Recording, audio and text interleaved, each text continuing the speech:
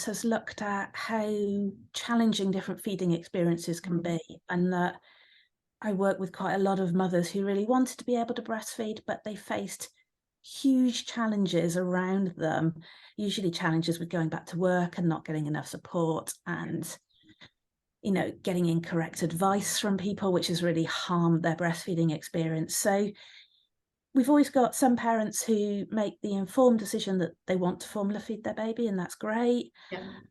But you have a lot of parents who really wanted to breastfeed and are really distressed by not being able to do so. Yeah. Because of the society that we live in just really isn't very supportive of breastfeeding. And they need to move on to formula feeding, and they feel really distressed about that, and really blaming themselves a lot of the time when it really isn't their fault. But when they then move on to using formula, they often find that they're just struggling to get the information that they need.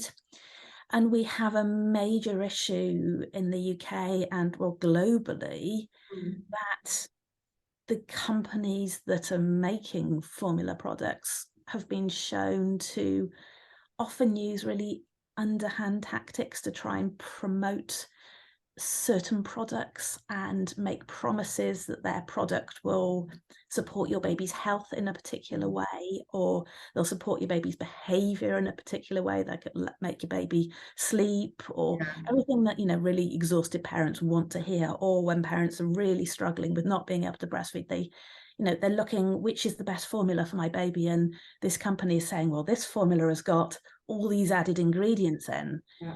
But we know that there's no evidence to show that those additional ingredients are making any impact to infant health.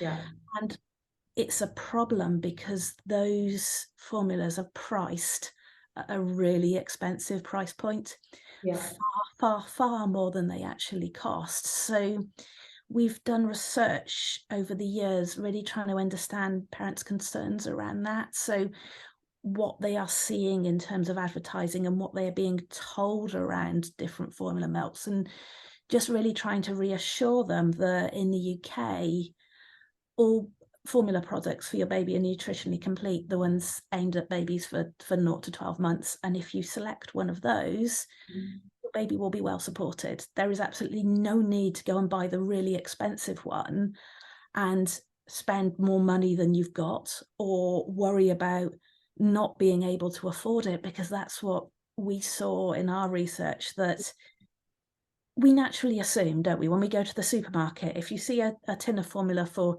£7 and you see one for £18, you think, and it's got all these slogans and advertising and looks really scientific, you think, right, the £18 one must be the best one. We do that with baked beans, we assume that.